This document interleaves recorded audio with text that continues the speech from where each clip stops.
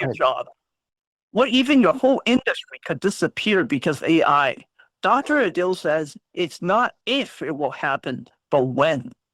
With degrees in both engineering and management, and over 20 years of experience with Fortune 500 companies in 25 different industries, Dr. Adil has seen how fast technology can change everything. His message is clear. AI will shake up every role, even CEOs. As Ford featured executive coach, he's helped top leaders figure out how to survive and adapt. In this episode, we'll talk about how AI will change the economy, what new leadership will look like when humans and AI will work together, and how young professionals can avoid being left behind. Dr. Adil, it's such a pleasure to interview you, sir. First question, what's the scariest prediction you have about AI that most people aren't ready to hear? Jerry, thank you very much for inviting me on your podcast. It's truly a pleasure. And yes, AI is a very scary, but also a very helpful thing for humanity. So I think you start off with a very important question. And obviously, I do not have a crystal ball. So, this is based on my extrapolation of what I see with AI and what I see with humanity. I'm a big proponent of AI, but I'm also aware of the dangers of AI. So a couple of areas of concern for me with AI are not that just, there are two concerns. One is the Terminator route, right? We're worried about AI kind of taking over this world. And, that is not an out of the ordinary expectation because very few species are controlled by species which are less intelligent than them. So if AI becomes more intelligent, obviously it is going to be more dominant than us. And what about humanity then? That is a very fair question to ask. But what my fear, Jerry, is a slightly different, is that human beings are actually giving control over to AI. That is it's not like, I think if I may say, humanity uh, is at a crossroads right now. And I feel that at this stage, and I can make a joke here, is that dinosaurs were smarter than humans. And I can ask you, why would I say that? Because the dinosaurs did not design the meteor that hit the Earth. We are designing the system that is going to replace us, and that is the scary part here. But the thing is, not only are we designing it, but we are giving slowly, one click at a time, one thing at a time. We are slowly giving away our outsourcing our intelligence to AI, and also outsourcing the conscience and judgment to the code, because we think we are getting more time, which is true. It is absolutely making us more efficient, and in some industries it will truly help the industries. But as a part of humanity, my scariest prediction is that human beings will surrender to AI. And that to me is something scary, because we will probably go down without a fight. I like the analogy of you putting the dinosaur in comparison of us designing the AI. It really creates that picture of someone dropping a brick on their toes, right? Yes, it does. So how did your story unfold? How did you begin?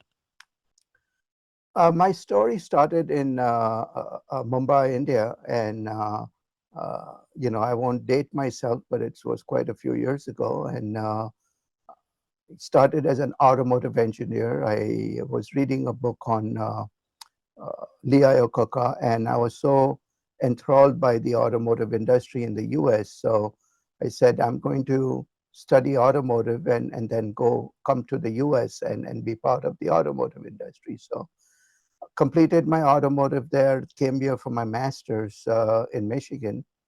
And completed my master's. I got a fellowship. That was the only master student to ever get a fellowship in my university. But when I, kind of went into the job market, I found that the automotive industry was asking us to do one very specific thing, like, you know, uh, uh, specific design items, specific things which would, and for me, it was much more, I wanted to learn so much more.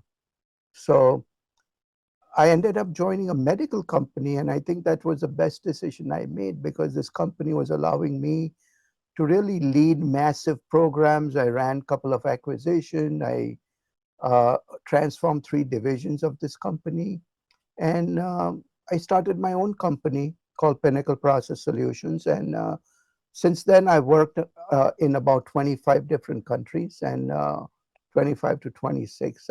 I'm not, around that. And then have been a pleasure of working across 25 industries and written 7 books, working on my second doctorate, and have done numerous keynote addresses. So I've done quite a few things, and I feel I'm blessed with a career which allows me to do something that fun. And now, as AI is upon us, I'm putting a lot of time. My book, Lean AI, humanistic integration of lean and AI, will be coming out this month. Actually, we're in September, so it's coming out within a few days. So I'm excited about that. Oh, wow. Okay. Here's a fun question for you. I hope it's not a curveball question. If you were in your 20s again, right? Armed with this 20 plus years of knowledge, experience, how can you make yourself stand out when AI can already do many entry level tasks faster and cheaper? Ah, that's a tough question, but it is a very important question. How do you stand out? See, AI, the problem is you do not stand out from AI. You do not stand out. The thing is, as I think one of the AI leaders said, you will not lose your job to AI. You will lose your job to someone who knows AI.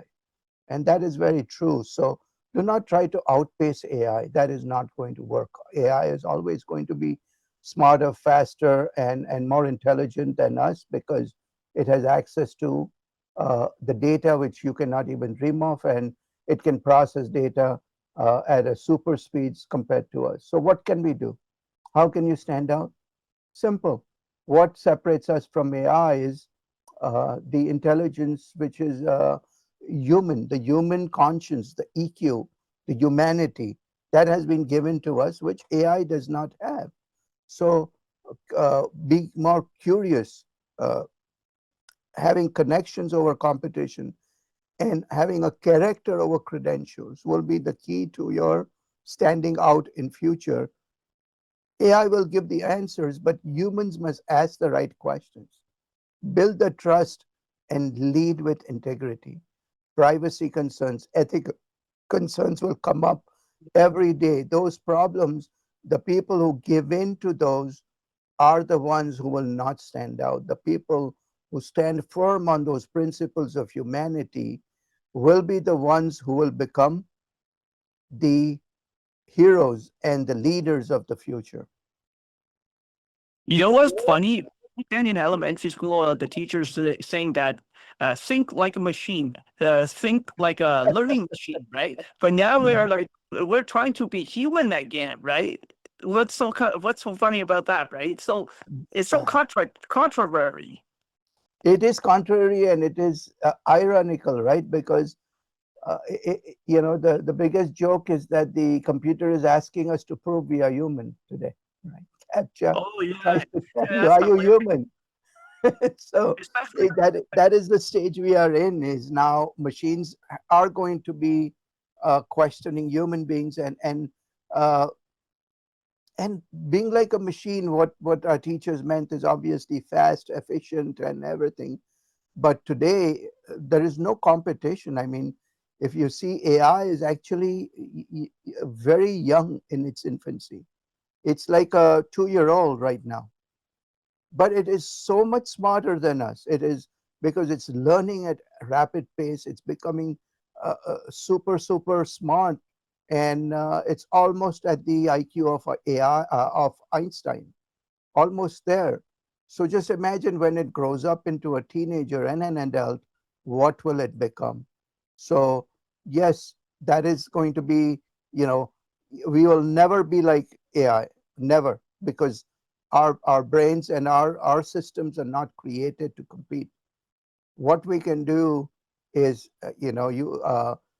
I've created a new TV show called A Super Conscious Leader. That is going to be your differentiator in future. Is just being a leader won't be enough. You do not have to be superhuman.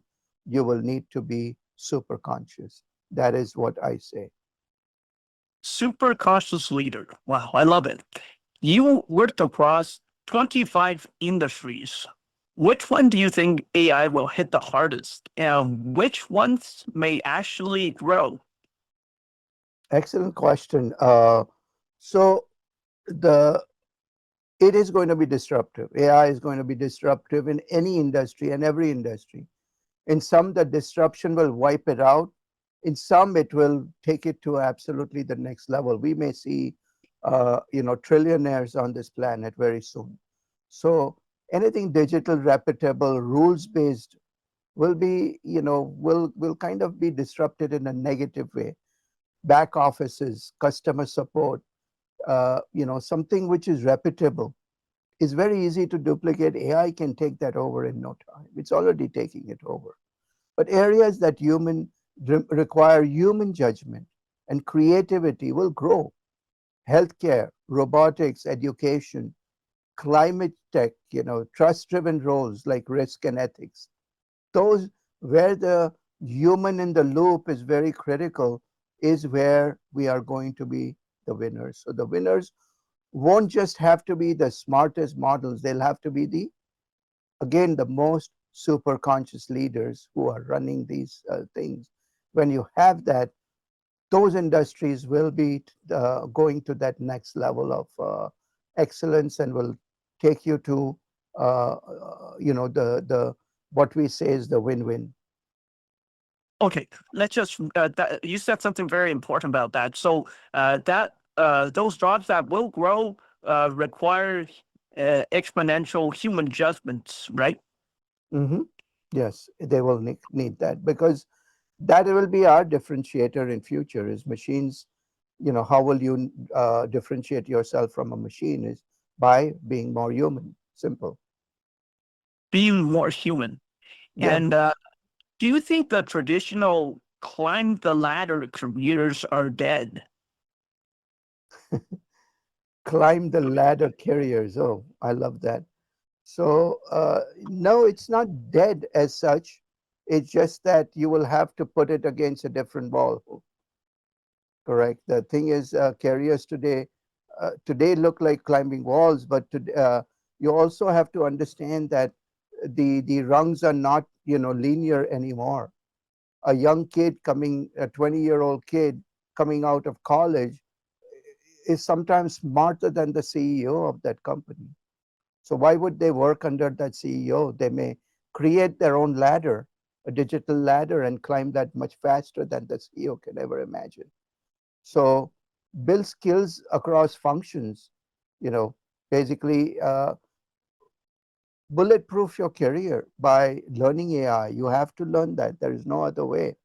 And uh, drive yourself with a purpose, which is a beyond this lifetime. Be a legacy driven leader. So that is one of the books I've written is called A Legacy Driven Life. And what I mean is people who are leaving a legacy, they are living it right now. So you have to live something, you have to do something which will live beyond your lifetime. If you are able to do that, your worth on this planet, your worth as a leader will be 1,000 times more than someone who's only focused on themselves. So this is going to be the new ladder or the new way of approaching is again, there are different skill sets which you will need and they will no longer be the traditional skill sets, Jerry. They will have to be out of the box thinking is how do we stand out? How do we create that corporate ladder, which is not doesn't exist today. In the next 5 years, that ladder will look extremely different. So that is my, again, my projection. I don't have a crystal ball, but I have enough experience in multiple industries and working with leaders across the world, where I know that the leadership model will change and will need to change very rapidly now. Wow. And I've been looking across the internet. One of the most popular questions asked by a lot of the people that come directly out of high school is it a wise decision to go straight into college after high school, or is it wiser to have some job experience, have some real world experience before going back to college? Oh, wow. It's very, yeah, it is important because, uh, Jerry, tell me, what is the value of colleges today? Colleges, when we went to college, yes, we came out with a great knowledge degree. But today, it's more about, we feel that colleges have become a machine. They themselves are churning out degrees and they are just giving you a piece of paper and not something which really adds value to the real life. So in future, I feel that colleges which are preparing you for the right jobs, giving you the practical insights, they are partnering with some institutions which are actually giving you the real life skills, like an internship or some kind of summer jobs, which make you understand how you are going to combine these two is very critical. So if they are doing that, yes, then college is worthwhile. If you're just going to be uh, uh, learning the traditional way, better just go into a job. And a lot of companies, Tesla, I think even Amazon and others, are encouraging even high school students to come and join them, because they know that they can teach them much more than any college can teach you in 4 years. And they can groom them in the right way, because sometimes when they come, they feel they're educated in a university. Companies have to take two steps. They have to make them unlearn some things and then teach them new things. So there is a unlearning and learning process. If you are fresh, you are moldable, then all they have to do is teach you, and there's only one process, which is learning. So sometimes companies prefer that process. Oh my God, that was a wise words. Learning and unlearning, and also being fresh is moldable. Mhm. Very wise words. And what skills do you think is absolutely worthless in the age of AI? Uh, I think, Jerry, the thing is, people who are relying on the traditional skill set, rote recall, copy paste, button pushing, coding, all those things which we thought was really an amazing skill to develop, are fast escaping us. Now they're no longer because AI is doing things so much faster. It's a great equalizer.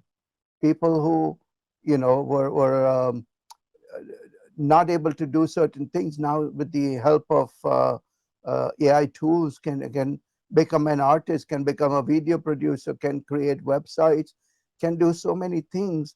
So some of these basic skills which we thought would be the ladder to the higher levels don't even exist now with AI. So, but we have to choose wisely, right? The greatest asset will not be mechanical; it will be being meaningfully human. To be understand what differentiates a machine from a human being, and building the skills which are very unique to humanity, like judgment, um, being kind of curiosity, being very creative. Those kind of tools and those kind of skill sets will be very powerful. Everything else, which can be very easily duplicated, will be totally worthless, because AI can take that over and will give you much more time to be focused on the human side of things. So when we really want to harness that power of AI to be on our side, right, pairing up with our individual skills, what AI tools should we learn? Do you know how many AI tools already are available, like apps and other things? It's insane amount. It's close to 500,000. So there's no way we can really learn so many tools at this stage. So depends on what your interests are. There are so many tools which are out there, but um, you know, using AI to kind of building the trust, creating, you can create your first draft and give it to AI and let it do the kind of the refinement. So you want to learn the tools which are applicable to what you are trying to do. There is tomorrow there will be a tool for almost everything. Almost everything will have a tool. So what is going to help you be to that next level? But you need to decide that. AI cannot decide that. You got to make that happen. So uh, how curious are you? What do you want to learn? If you really want to learn the vast, kind of the ocean of AI, it is impossible. It's like drinking the kind of an ocean, which is not possible at this time. So what I'm saying is take the glass you can drink right now, take enough water in it, drink that, and then move on to the next one when you're thirsty. So that would be the analogy I can give you. Oh, stepping stones, like taking a glass, filling it up, sipping it, moving on to the next glass. I love Yeah. that. And um, what will human and AI coexistence in the workplace will look like? Will it still be like a traditional cubicle and little computer keypads and all that? Will it look something different? Uh, that's a great question. Man, you're making me think today, Jerry. I'm Uh, sorry, sorry. no, I love it actually.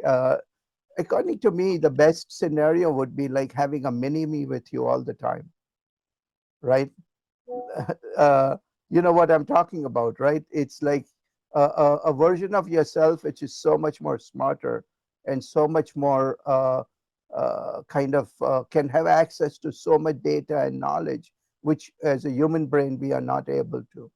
So having access to something like that, who is kind of a partner with you, that would be an amazing future to have. So each and every employee, human employee, will be paired with a mentor who's an AI mentor who can crunch numbers, who can give the decisions, who can guide the humans, but still the ultimate control is in the human's hand. They still make the final decision, but the basic, the fundamental work is done at that AI level, and they can make the human beings look much smarter. They will be making wiser decisions, and it will be the best case scenario for the future. The worst case is that we will be their slaves. We will Yeah, be their slaves. slave. What's that? I just found it funny. We will be their slaves, eh? That would be the worst case scenario, is that you would not have a say. They will make all the decisions for you, and you just have to go along. Say go left, you go left. They say, you know, go straight. That's how you will have to go. And that is the scary future, which can happen, absolutely can happen. But again, the thing is, it is in our hands today. The the AI is a small child. It will depend on what controls we have. It will depend on how we raise this child. It is all upon us. All upon us. Awesome. I love that statement. And you have upcoming books that are being released. Can you talk more about that?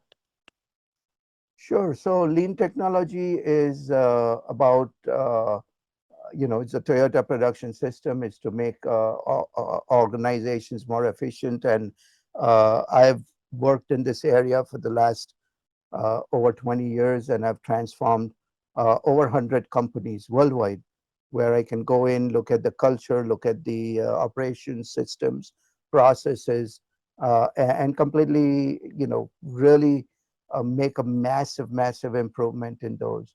But lean, according to me, has some downside. Is the sustainment can be an issue, because again, there is a lot of human, when humans have to do repeatable tasks, they are not really good at it. So giving that over to AI and letting that do some of the grunt work, and also doing more predictive work, would be an amazing combination of lean and AI. So my book, Lean AI, a humanistic integration of lean and AI. So the focus will be on making humans much better. And this is kind of, according to me, will be the future of operational excellence. So we are in the industry 5.0 area. 4.0 is just passed us. As soon as AI came in, we're already into the 5.0, and this is going to be the either the golden age or the bad age for humanity. But I'm hopeful, I'm very hopeful that books like these, whoever is writing and whoever is creating the technology, where AI becomes an assistant to the current technology, or as I call it, applied AI, will be the next level. But just this year, 2025, I have 3 books which came out. The first one was the second edition of my legacy driven life. So I want leaders to understand that it is not enough to focus on your own life and your own purpose. Whatever you do, you have to understand that the word lead, LEAD, stands for leave everything appreciated on departure. What that means is, when you leave your job, leave it better than when you found it. When you leave this planet, leave it better than you found it. Also, the other book which has been released is called The V Factor, or The Power of Visualization. That literally took me 12 years to get out. Finally, it came out this year. It is a breakthrough book, Jerry, because it is talking about the inner science. I'm worried about AI. So what I've done is I've given a formula of how human beings can go to that next level using the we have been given this beautiful simulator. We don't use it enough. Visualization, I have linked it to neuroscience and how it is so effective. Sports people are using it. A lot of athletes use it, and very successfully. Why not business leaders? This is the thing, is why not the general public? Why can't we do that and be as successful as these people? So these 3 books, which have come out in 2025, are together designed for the future of humanity. Wow, I love that statement, especially the lead, right? You gave that new word a new meaning. Leave everything appreciated on departure. I love that. That's one of the eye openers for me. And you were invited to talk on Forbes executive team coach. What sort of day-to-day operation does it look like for you? I'm curious about that. You don't want to know, Jerry. I juggle almost 50 balls in a day, because I'm into so many things. As you know, I'm a Forbes coach. I write. I have, almost about 20 full-length articles on the Forbes Council, and I have written over all the expert panels and all over 100 articles for Forbes. I obviously my books. I'm completing my second doctorate. I have a Oh, TV show called The Superconscious Leader. I do a lot of keynote speeches. I help companies. I'm so my kind of Pinnacle Process Solution, which is my company. We do coaching, training, consulting, workshops. We do keynote speaking, as well as I'm a fractional CXO. So I do a lot of chief operational officer or a chief growth officer for many companies. So together it keeps me very busy, and I really enjoy what I do, and I hope I can be an example for others who feel that the world is going to be changing quickly. You just keep moving, because if you just stop, it's like moving backwards. There is no stopping. You got to keep moving ahead. You got to accelerate when things are trying to go against you. So that is my whole philosophy, is the mindset of excellence. So in whatever I do, I will give it my absolute best shot. And to end it off, how can the audience reach out to an honorable leader like you? They can find me on LinkedIn, Jerry. It's Adil, ADIL DALAL. If they do that, they'll find me there. They can go to my website, Dr. Dr. Adil Dalal, ADILDALAL.com, or my other website is pinnacleprocess.com, which is PINNACLEPROCESS.com. So I'm also on Facebook, Instagram, and other places. So I would love to chat with them, love to engage with them. But my preferred method is LinkedIn. They can definitely find me there, and also my websites.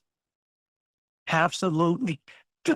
I'll make sure to link all those websites, all those said, down in the podcast description so audience can reach out to you more easily. Thank you so much, Dr. Adil, for your time and expertise. It has been an absolute honor meeting you, sir. Thank you, Jerry. It has been my pleasure. Thank you, and best of luck. And looking forward to engage with your audience, and hopefully they have learned something from this. And I'm really hoping for a great future for all of us. Thank you. Thank you. Thank you very much. Thank you. Wow.